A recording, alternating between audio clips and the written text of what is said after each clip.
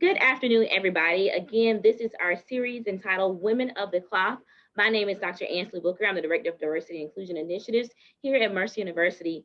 And in today's series, we are going to talk to Dr. Shaniqua Walker Barnes. Dr. Walker Barnes is a clinical psychologist and public theologian and minister whose work focuses upon the healing of legacies of of racial and gender oppression. It is a professor of practical theology at Mercer University and is the author of I Bring the Voices of My People, a woman's vision for racial reconciliation, Too Heavy a Yoke, a Black woman in the burden of strength, as well as nearly 24 journal articles and book chapters in theology and psychology. Welcome to us, the esteemed, the intellectual that is Dr. Shaniqua Walker Barnes. So we're so glad to have you here for us today to talk about our series, Women in the Cloud. How are you doing today? I'm good, and I'm glad to be here and to talk about this.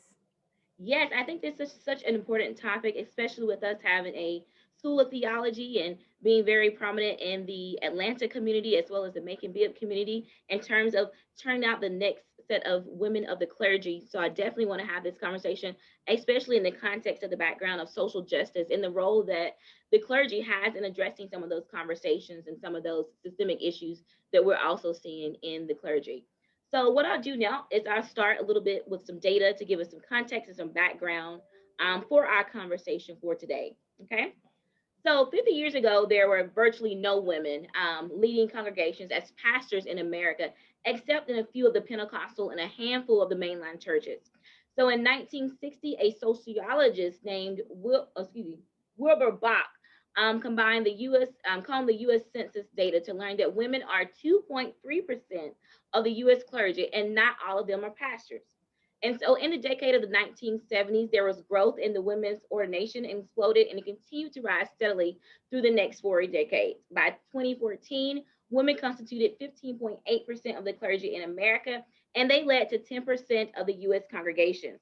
And then in 2016, the American Community Survey census data reported that women were 20.7% of the professional clergy in the United States. I know that was a mouthful, a lot of data, a lot of numbers, but as you can see, we went from virtually zero up to at least 20.7 or 21% of the professional clergy population, and that is women in the United States. So, my first question that I want to ask, or I want for you to frame for the audience, in your expert opinion, what has led to this influx of women in the clergy? Yeah.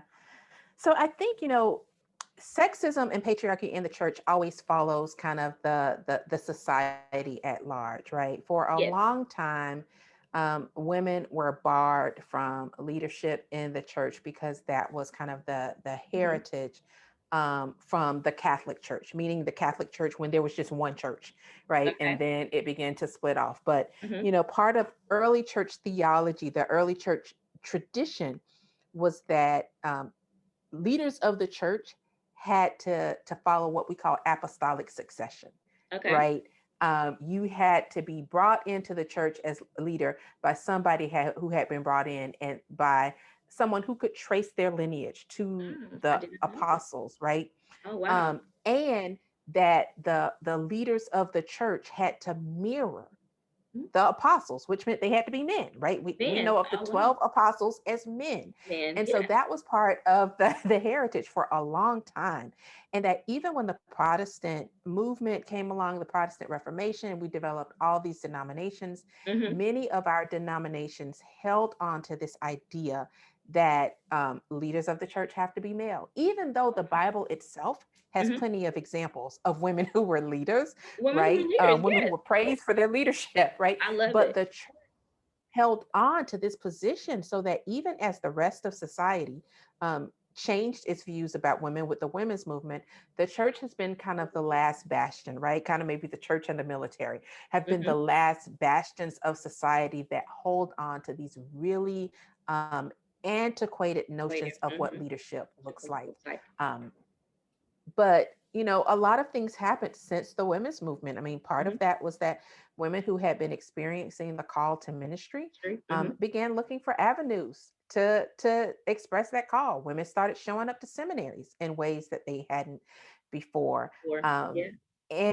And so there became this sort of, really, there's a push more than anything, as more and more women began to say, wait a minute, if the church is supposed to be a model to the world, but we're the ones holding on to sexism, how does that work? Right. And so you have women who started holding the church accountable.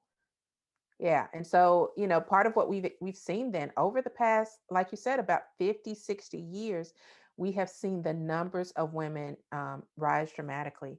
When I grew up as a little kid, I had never seen a woman in ministry. By the time I was in high school or college, I started hearing of women who were pastors, right? And then I started knowing women who were pastors, right? Today, most people probably know a female pastor at some point. That wasn't the case 40 or 50 years ago. And it definitely wasn't, because not to get off topic a little bit, but I just think about my own experience growing up in the AME church in rural Georgia, and it was unheard of to have a female pastor. We would have sometimes for Women's Day, a Women's Day speaker that would come in, but she was not a ordained or licensed minister or pastor, correct? So she was just, Yep. sharing a message, for that particular event, and I just think about sometimes too, women were in my particular church allowed to hold leadership positions, but it was very limited, like with gender roles. So you could be a deaconess, you could be on the deaconess Yep. board, women's ministry, you could run the usher board. I just remember when I joined the church, it was either the choir or the usher board. There were no other options for pretty much women in the roles in which they even saw us in the African Methodist Episcopal Church. And so that's very interesting, especially for women of color. And I kind of want to talk about that a little bit now, because you touched on the little bit of the sexism and the patriarchal society in which we kind of govern our clergy and our things of that nature. So now I want to move over to a little bit about race. So I'm gonna give you some more data here. So according to the Mhm. General Commission on the Status and the Role of Women in the United Methodist Church, and this is the United Methodist Church, 1 in 4 churches is served by clergy women.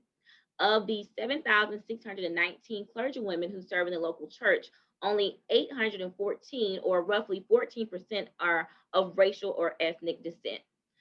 In particular, 8% of clergy women are Black, and that's according to the United Methodist Church, and that's between their 2011 to 2018 data. And it means that 1 in every 10 of those clergy women serving in a local church is of racial and ethnic background. And statistics also show that 3 of every 100 churches are actually served by someone of color, a woman of color. So with that point in your YouTube series, you talked about your book, and that book was Too Heavy a Yoke, a Black Woman and the Burden of Strength. So again, with this question, you talked a little bit about how Christianity will trump race and gender identity. What role do you think racism and sexism have played in the lack of diversity in the clergy, particularly Yeah. racism? Yeah.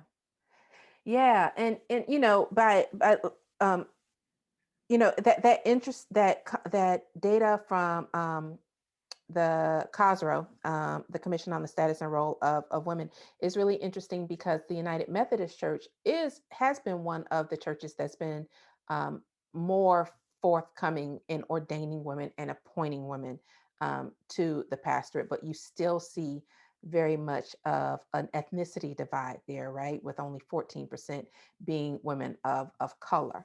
Um, and part of what we see is that even in places where women have access to the pastorate, there are a lot of obstacles to the pastorate, right? For women of color.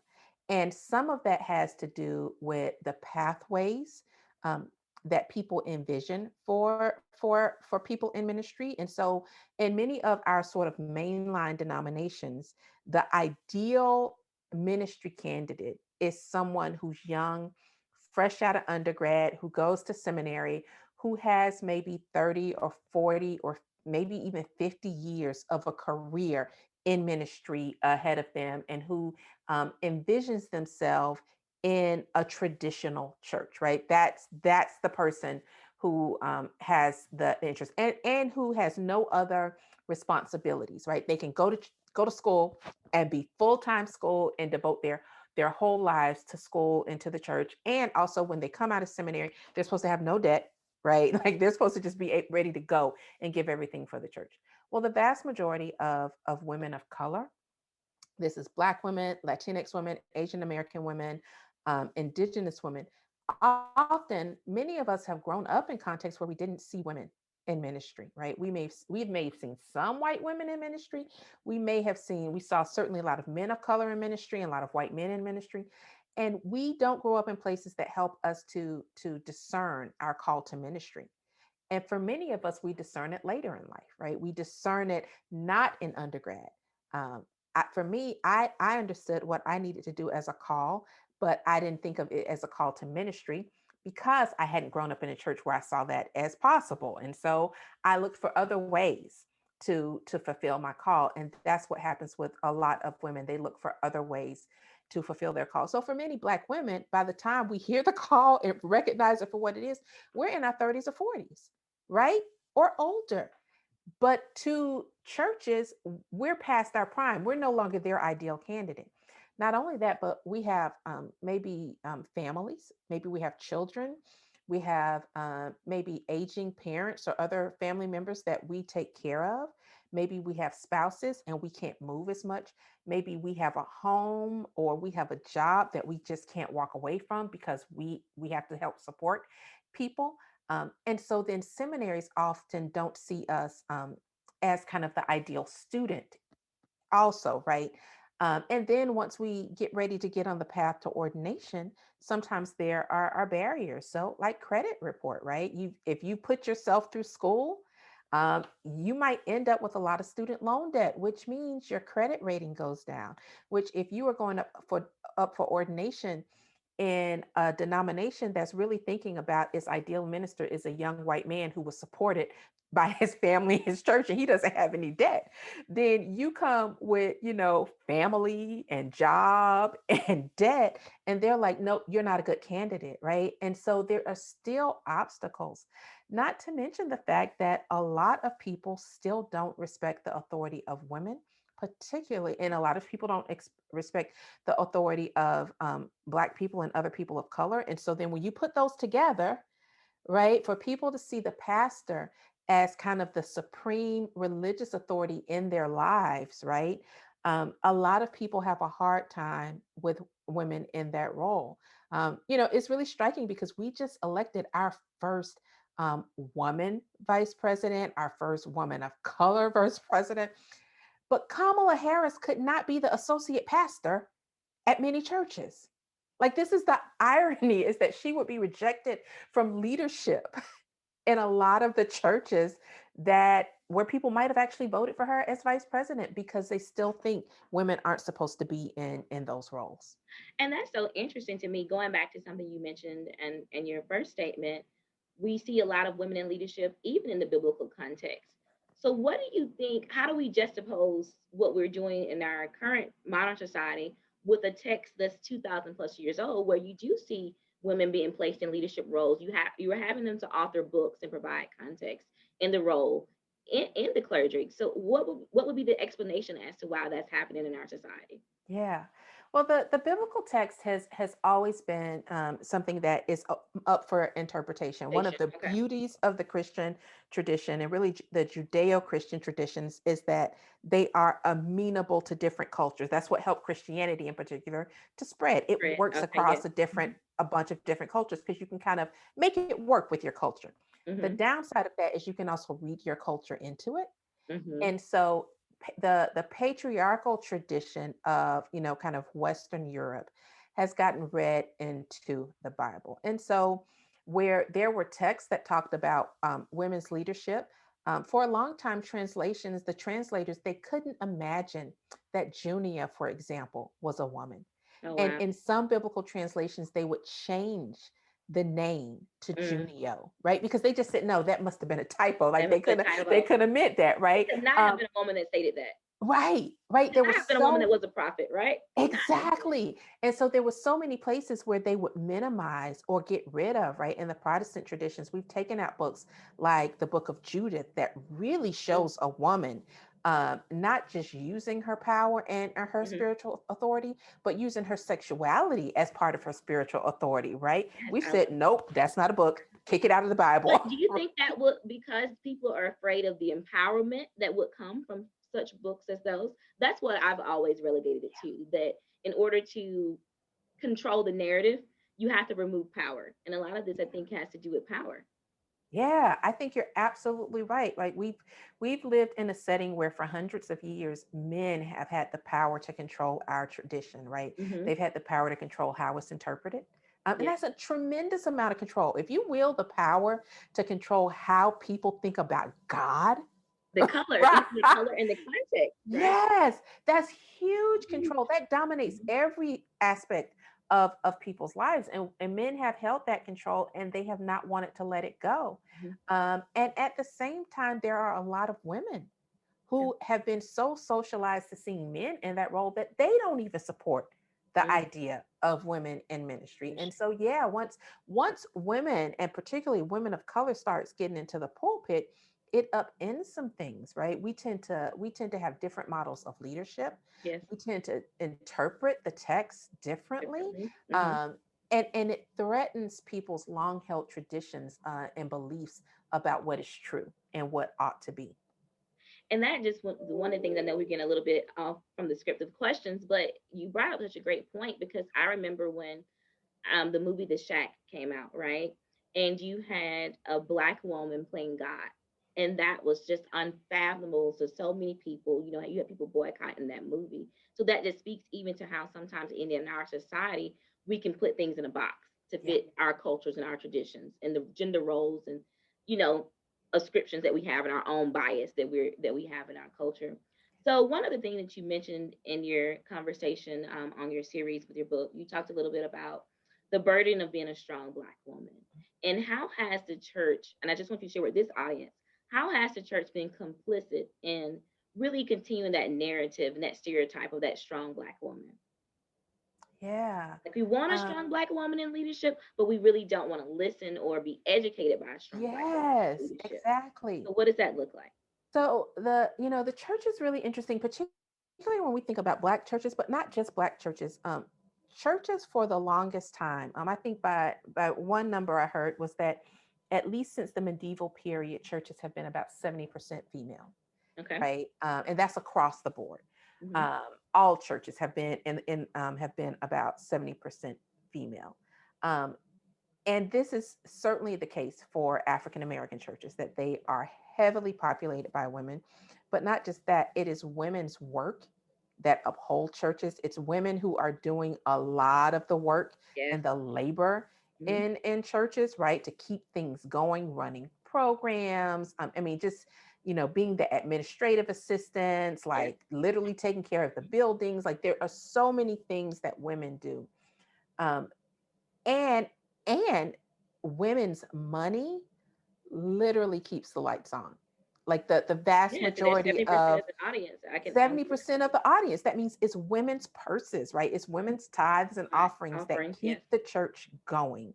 um, and even when there are men in church, very often the men who are in church are there because a wife brought them or a mom brought them, or Yes. so it's literally women keeping the keeping churches running. And at the same time, we don't honor women's labor. So part of what we do is, in the church there's this idea of women are supposed to give and give and give and take care of the church, but at the Mm-hmm. same time not be taken care of by the church, right? Hmm. And not Good. having outlets for their gifts. So women tend to be steered, that women's leadership is steered towards places that are about caregiving, Okay. right? So the deaconess in a lot of church societies, there are different ways of thinking about a deaconess society. But for example, in many Baptist churches, Black Baptist churches, the deaconesses are people who take care of the ministers and the pastor, Yes. right? Mhm. Literally, caretaking is their function. The role of the mother in the Black church, the Yes. mother's boy, is Sit on all that first row. That's right. yes, it's literally about years of service of caregiving, right? Mhm. And so that's what they're expected to do, is to care for the church. Church. But then, do they have authority over No, the no, church? Not no, real authority, right? no. They can run some things, but you want to talk about how worship goes, you want to talk about how we're going to interpret The the order of service, tradition, the any of order that. of service, all of that, right? That's where they're expected to sit down and let the men do the work, right? And so the church has this way of leaning on the service and the care of Black women without honoring that care with positions of privilege, positions of authority, Agree. but also even without giving women good pastoral care, right? Mhm. And for all their roles, it's just kind of expected. The church is just another place that Black women are going to take care of, and this happens even not just in Black traditions. There's this trend in white Protestant churches, white mainline churches often, which is they bring in a Black woman to pastor a white church when that church is in such chaos that Oh, they need somebody to come in and fix it.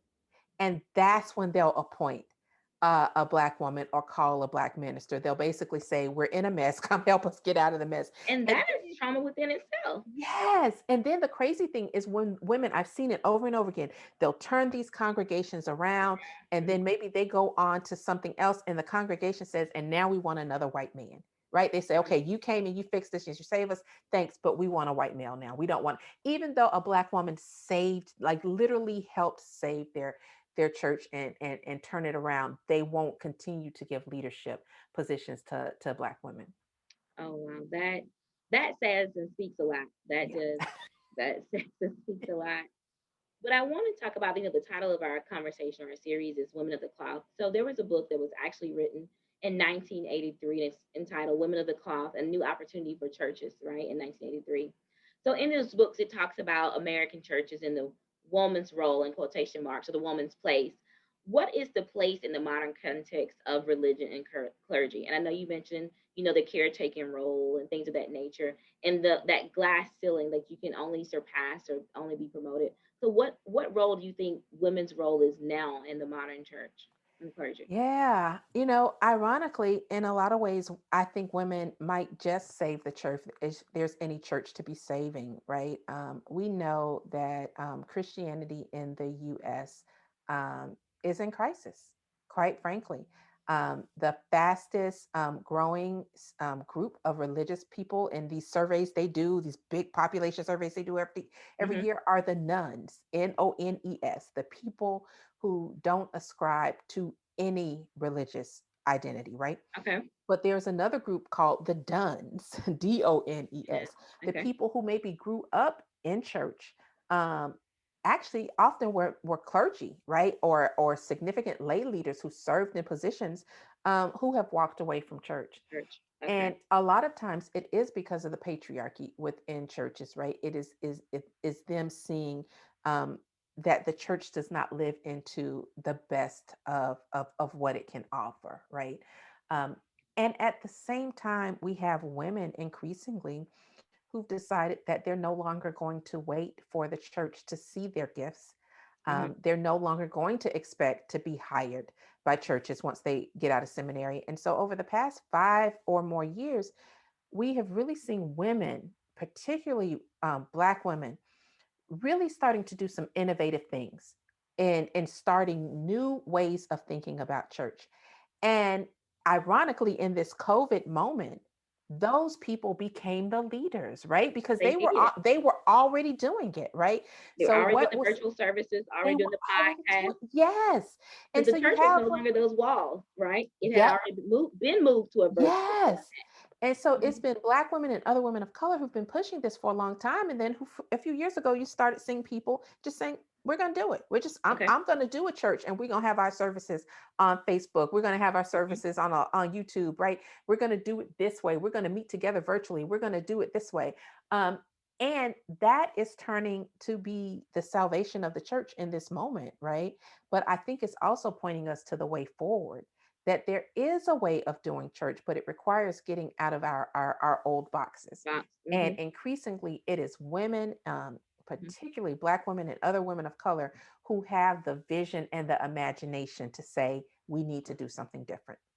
I love that, the church being the people and not the building, right? Yeah, yeah. And so I want to talk a little bit about one of my personal heroes here. So Vashti Murphy McKenzie is a bishop of the AME Church, right? And she's the author of 6 books. And in 2000, she became the first woman to be elected as bishop in the denomination's history. So, what was the significance of her election, even 21 years ago? What was that? What Yeah. was the significance of that? Yeah. I mean, it was huge, right? It was huge. It still is huge. In fact, every time a Black woman is up for bishop in any Mhm. denomination, many of us who are clergy, we pay attention. We're watching. We're watching the vote. We're wondering what's happening, because there are so many barriers that that was another hurdle, right? It is one thing to have your gifts recognized in terms of leading a particular denomination, Nation. Mhm. congregation, that the church says, okay, we'll let you lead this congregation. It is an altogether different thing for a denomination to say, we see your gifts enough and we think that you need to lead your peers, right? Like, we think you need to lead not just another congregation, but we think you are a leader of clergy.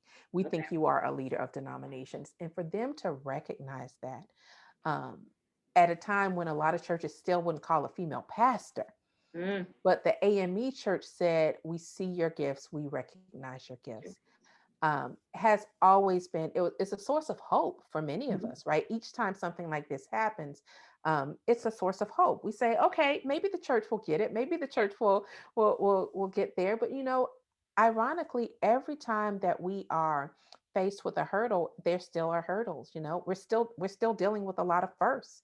There are still a lot of denominations that haven't, so her being a elected bishop didn't like open the floodgates, right? It was more of a We did it. trickle. Mhm. Yes. One, maybe two, maybe three Exactly. at a time. Yes. Right. It was years later, before the CME church Church. Mhm. called a bishop, right? It took a little bit longer. And so we're still finding that it's a trickle in a lot of places. But as long as we have women who keep, particularly Black women, who keep responding to the call, Oh. Mhm. I think it begins to shatter a little bit, or at least put some cracks in that ceiling, Definitely. That's right. right? Right. It starts to put some cracks in that ceiling that we can start to get through. And I love that. And so now I want to just transition a little bit. You're talking about these cracks and this glass ceiling that we can see leadership and we can see power, and sometimes we're allowed to, like you say, shepherd or be a pastor of a particular group or a subset of our individuals.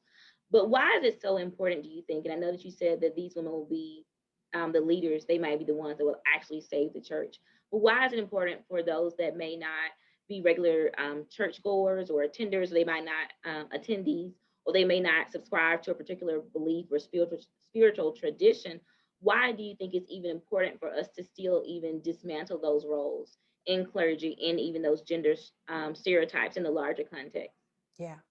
So it's interesting because when people have looked at the decline of the church, the decline in congregation size, the closing of churches, right, which is something we see all around the metro Atlanta area, Hmm. when people have talked about that and why, um, when they've surveyed particularly younger people who have left church, one Hmm. of the things that comes up over and over again, um, has to do with patriarchy in the church.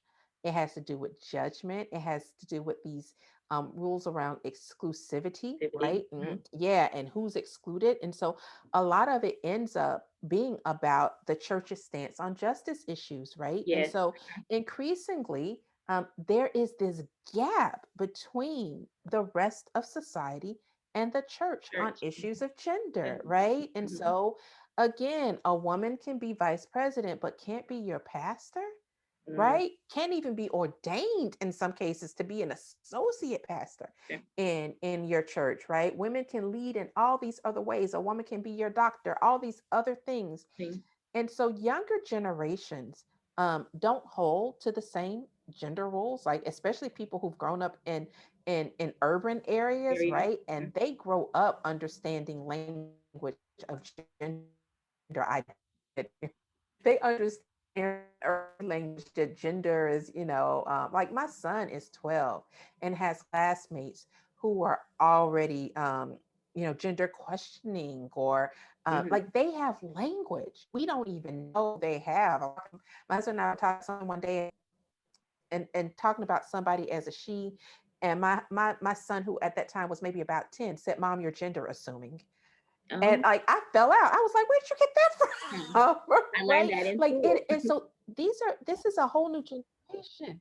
Right. He had learned it from his right.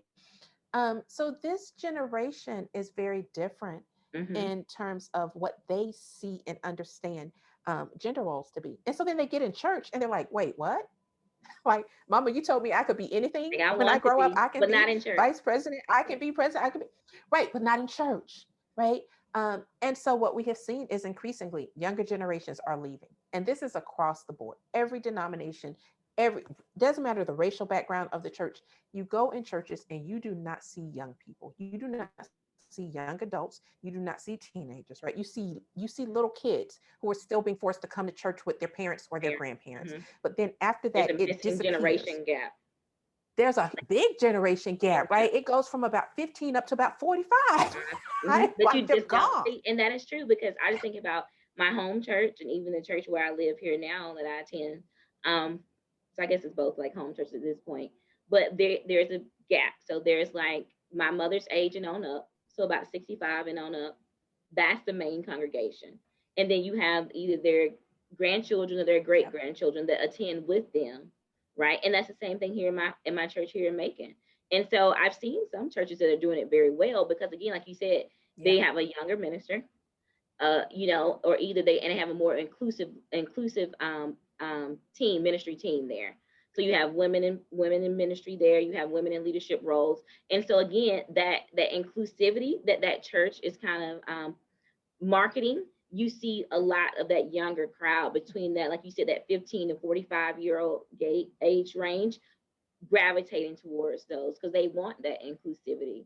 They want that to be a part of the broader Yep. context, Yep. not only at work in the community, especially social justice too, but also in some of their religious practices too. I love that. Yeah. Yeah. So, what role, and I guess this leads a little bit into this. So, what role do you think feminism plays in the clergy and in the church? Yeah, it used to be considered that, kind of feminism and theology were not related to each other. Although that's not true. There have always been Christians from the beginning. Polly Murray, who became the first Black woman to be ordained in the Episcopal Church, was integral in the formation of now the National Organization for Women. She was in those conversations, helped start those conversations at the beginning. There are other women who've been in the feminist movement who are profound women of faith. But for a long time, people had to keep those two worlds separate, right? And increasingly, we see people are feminist theology, womanist theology, mujerista theology. They're all these women who were saying, no, my feminism and my faith Hmm. go hand in hand, right? Feminism helps me shape how I think about what the world is and what it ought to be. It helps me think about how I read the scriptures in whatever tradition. So yeah, there are now you see I think in most religions, I know like there are feminists. Jewish, there are Jewish rabbis, right, who are Yeah. women, right, and who are feminists. There are Muslim feminists, and people are talking about wrestling with sometimes how our faiths and our understanding of religion um, and our feminism, how sometimes they how they work together, but also sometimes how they conflict. But I think it some people have said that the church goes through a major reformation about every 500 years Okay. and that we're due for one now, that part of what we see happening is we're in the midst of another upheaval, a period of reformation. And I think feminism is right at the center of that reformation. Feminism and the way it's made us think about women's roles, but also the way it's helped us think about men's roles, toxic masculinity, the way Hmm. it has opened us up to thinking about LGBTQ equality, right? Those things are at the heart of the changes that are going on with the church. So the church has to make room for this because it's not going anywhere, right? The church has to make peace with feminism, and I think really have to find a way to articulate its future in terms of a kind of feminist future. I love that. I definitely love that. And so one of the things that we mentioned barriers. You kept mentioning barriers. in terms of promotion and being able to be in administration and a pastor or senior pastor or even an associate or assistant pastor. But what other disparities have you seen? I know you talked a little bit about economics, like having debt from going to seminary school or having to live in a particular, like a parsonage, or maybe you didn't go that route and you heard the call later and now you have a full-time job, plus you're trying to be um, in ministry on the weekends or throughout the week. So, what do you think? What does equity look like in terms of pay for Yeah. men and women? And is there a difference? And then, Oh what yeah. are some of those other disparities or barriers that you talked a little bit about? I just kind of want to bring awareness to some of those issues. Yeah. Oh, that's such a great question. There's a lot of pay equity that happens. So even when women kind of you've gotten in, you've gotten ordained. Hmm. Women are not paid as much for their work in the church. They're preaching, and they're teaching. Um, a lot of women who are in ministry, we talk about this openly with each other. We've learned we have to talk about it openly. Like, what? How much did you get offered? What churches will often offer a woman who comes to preach versus what they will offer a man. Man, yeah. It's a Hmm. huge disparity, and the churches know it. I mean, they absolutely know it, and they do it all the time. And I think we Um, can take up collection, like an additional collection or offering. Sometimes when there's a yes, male when speaker or assistant yep, pastor that's coming in very prominent, versus yes, I sometimes have not seen that if you have a female speaker yes. come in. Yeah, and it doesn't matter. I mean, and often these women very often will be more educated than the men, Mhm. right? Will have had more theological training, maybe better preachers, but aren't getting paid based on their skills and credentials. They're being paid based on their gender, Gender. right? Hmm. So that happens. A lot of women don't get benefits, right? That's another Like health issue. insurance benefits, those types of things, Yeah, those types of benefits of being retirement in stuff. ministry. Yeah. Retirement. You have a lot more women who maybe have to do kind of side work, right? Or a lot of times women can't even get full-time positions, right? They find part-time positions, if anything, after seminary. And it may not even be paid, right? I've seen women who work for their churches like it's a full-time job, but they actually have a full-time job Job. and they're not getting paid at all for their work they're doing in the church, and they're Mhm. easily spending 30 to 40 hours a week on church work, and they've gone to seminary for it. They've invested in seminary. The Nurse. church didn't Wow. support them financially through seminary, right?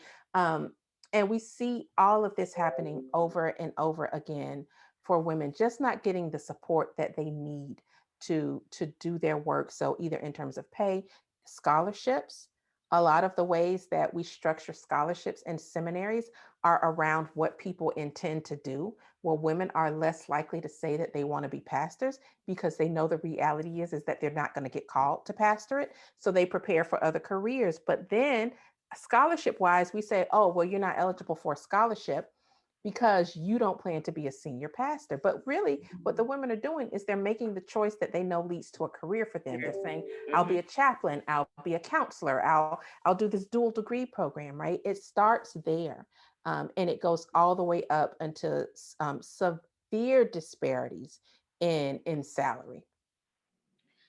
Wow, I can only imagine because I know, sometimes I saw that in the context because again, for the longest time we had a male pastor, and it wasn't until I probably think about 10, 15 years ago we had a female associate or a female assistant pastor. And so with that being said, most oftentimes since we had a smaller congregation, our clergy were expected to work an additional full-time job and still put in at 30, 40 hours. And I can only imagine how taxing that is on some of the opposite gender, someone that is female that's working plus may have a family and some additional roles in the community and society that they also may want to hold. So that definitely is something that we definitely need to reconsider and even look at, Yeah. even from the economic standpoint of the scholarships and supporting them through seminary school. I love that you're bringing that context to the conversation. And so one of the things now I want to go back to race a little bit. So with that same data subset, it mentioned that it's also estimated since 2008 that more women of color and fewer white women are going to seminary school to earn their MDs, Master of Divinity, right? Mhm. What do you believe has given rise to this increased number of Black women earning these master's degrees in divinity? Yeah, I think, we have models now. We see, again, this is part of the reverberation of Bishop McKenzie's election, right? Hmm. Um, it is the reverberation of people like Cynthia Hale and Renita Weems and Jacqueline McCullough, Claudette Copeland, these women who are doing it, right? That suddenly we began to see this as a possibility. Hmm. And that's all it takes usually, right? To open up the Yeah, imagination. Like, it's why whenever we have these firsts, they're so significant, significant. because when Yeah, we know there's a first, it's going to there be a could be a second, second or right? a third. Yeah. Like, yeah. So all we need is to see. And so I think many of us just begin to see, oh, wait, women can do that. I can do that, right? And I think that began to help us to be more in tune with what we were experiencing in our own lives, and to realize, oh, that's a call. That's what I'm experiencing a call Like to all ministry. pressure. Mhm. And so then, women began to open up the doors and like apply, right? It also helped that seminaries began to recognize that they could no longer just count on students who had been kind of endorsed by their pastor. It used to be you had to have a pastoral endorsement, like a church had to essentially say, we're endorsing this person and supporting Okay. them.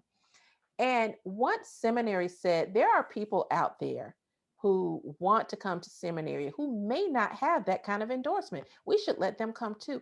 That really opened up the floodgates, because there are a lot of women who go to seminary. Their churches don't support them going to seminary, not just financially. Their churches don't even like the idea Yeah. Oh, that wow. they're in seminary, or they'll call it the cemetery, right? Oh, the cemetery. Oh, no. Yes. Like that's the place where faith goes to To die, die. right? Which is not true. It's where faith gets challenged. Yeah. Hmm. And if your faith was weak to begin with, it might die. Die. Yeah. Right? Might wither a little bit. Yes, yeah. But for most people, they find a way to really become more of themselves and to connect to God more.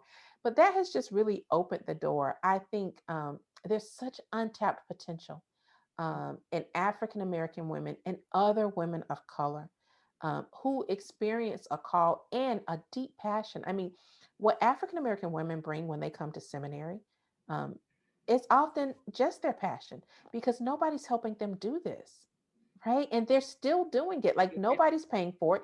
They're paying for it out of their own pocket. Um, they're making a way, sometimes as single mothers. And I don't think the church recognizes the gift that is, right? That you have people who are willing to sacrifice so much, sometimes walking away from corporate gigs that pay them a whole lot of money for Hmm. the sake of coming to seminary. There's so much passion and innovation in that group that I think we're only just starting to see.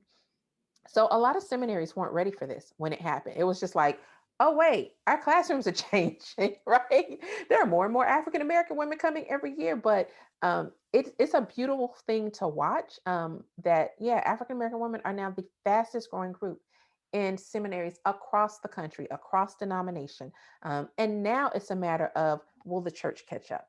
Will the church provide professional outlets for these women Women. when they finish their degrees? Yeah. And so that kind of leads me to one of the other questions that I want to talk about. Do you see, well, the question, first question was that, do you see this uptick in the number of women of color coming into McAfee's population? Have y'all seen? Absolutely. Okay. Yeah, we've seen it now for, I would say about maybe close to 10 years. It started even before I got into McAfee. It's been stronger every year over about the past 5 or 6 years, that often African American women are our single largest group, Group. Oh, right? wow. That we have seen an increase in African American women. And so the next question I wanted to ask was about the assignments. Like, we talked a little bit about scholarships and how they might change the landscape, the trajectory of their career based upon the outlook. Mhm. So have we seen as much difficulty in trying to place women of color into assignments post graduation? And what Yeah. does that look like, and how we kind of navigate some of those Yeah, and barriers? seminaries, particularly, McAfee and many other kind of mainline seminaries, we don't place students in Okay. positions, but we do hope to facilitate those placements. Um, Churches, we come out of a call system, so churches Okay. call their leaders. And we have not had as many of our churches, our church partners, many of which are Baptist. Um, we have not had them calling women to particularly African American women. But we have had some. We've had over the past 8 to 9 years, we've had women who've taken on significant leadership. We've had some of our graduates who have become the first female pastors of their congregations. We have had some graduates who have been hired full-time Okay. ministry positions in churches. We have an increasing number of women who look to chaplaincy as their outlet.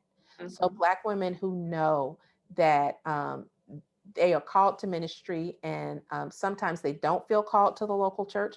Sometimes they do, but they know the obstacles they're going to Hmm. experience. And so chaplaincy has become an outlet that we've had a lot of women um, go through as well. So we Mercer and McAfee at this point have placed African American women, but people across the board, but especially African American women, in some significant chaplaincy positions as well.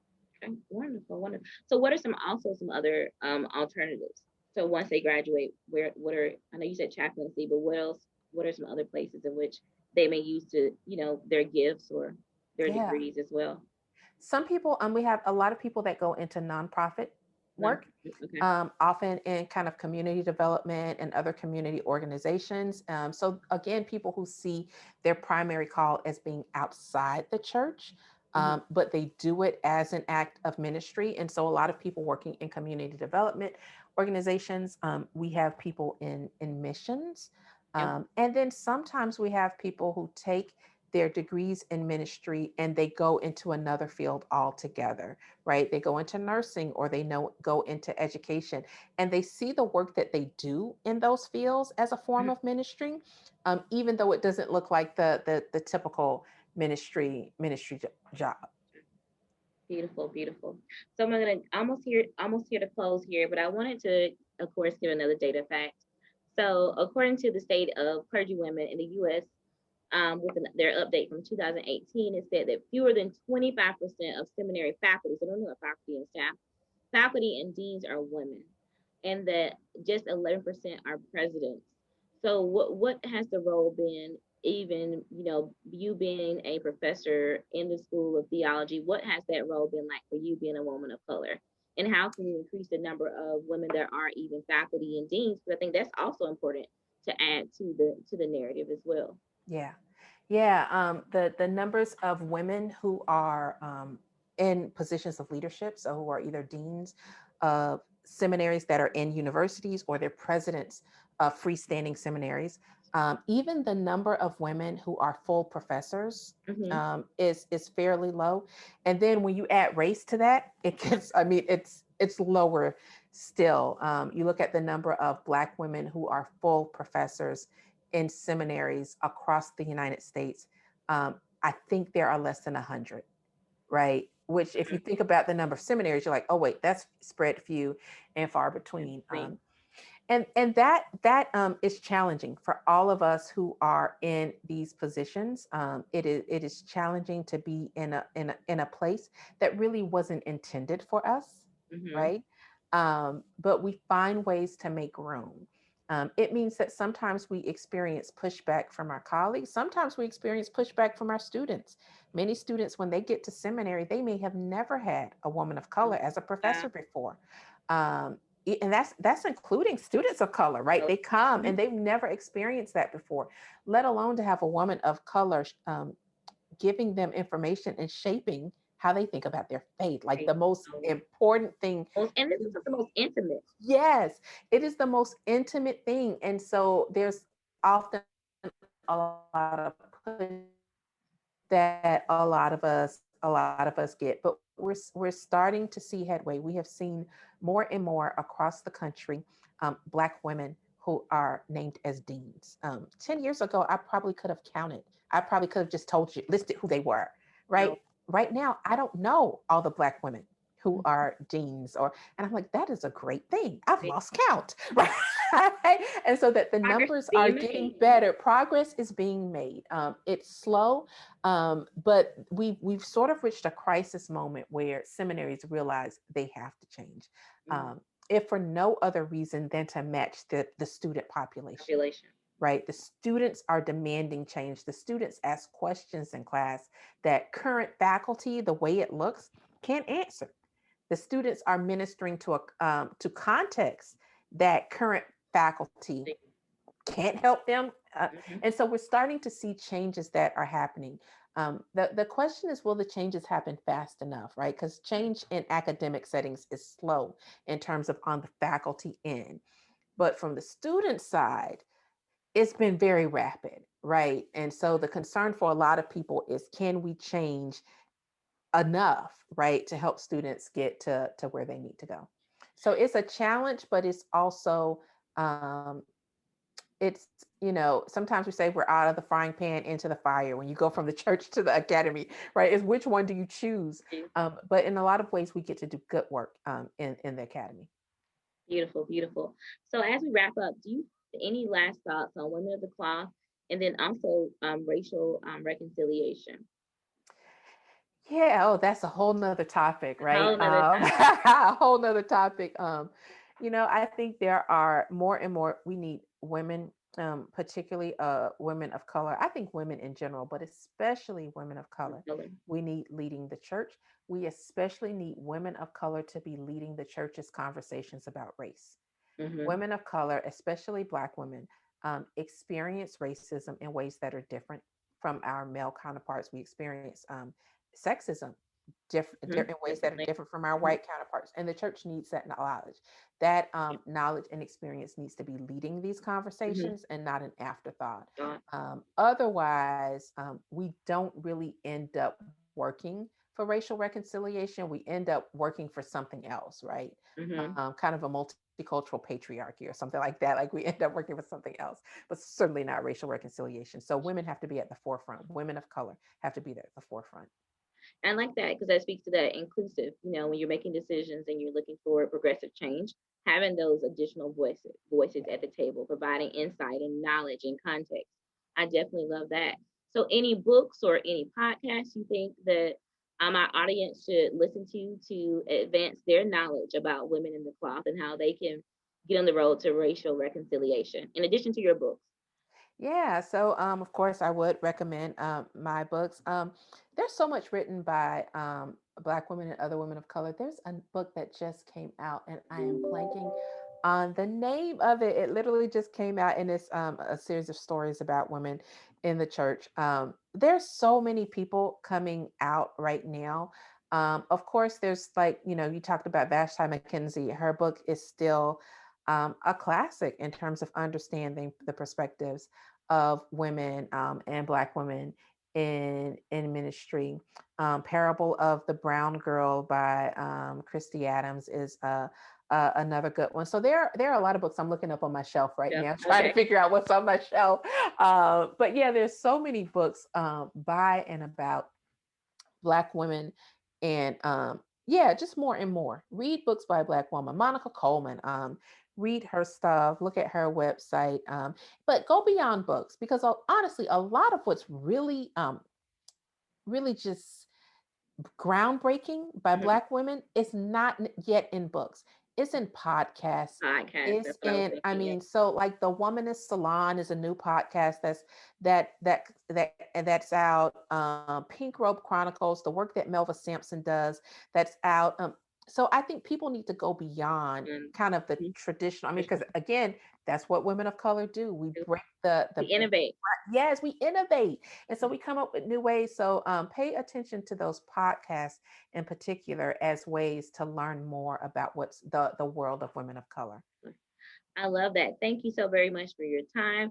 And we do want to plug your two books. So tell us the titles of your two books again one more time for us. So the first one is Too Heavy a Yoke: Black Women and the Women and the Burden of Strength, which looks at the burden of the strong Black woman. And then the more recent book is I Bring the Voices of My People: A Womanist Vision for Racial Reconciliation. Well, thank you so very much for having this very candid and very fruitful conversation with us about women of the cloth. Thank you again to Dr. Shanika Walker Barnes at Mercer University, McAfee School of Theology. We appreciate you. We support you, and please let us know how we can help you in the Office of Diversity and Inclusion to continue this conversation. Again, thank you so very much for listening, and we'll see you in our next installment of our series.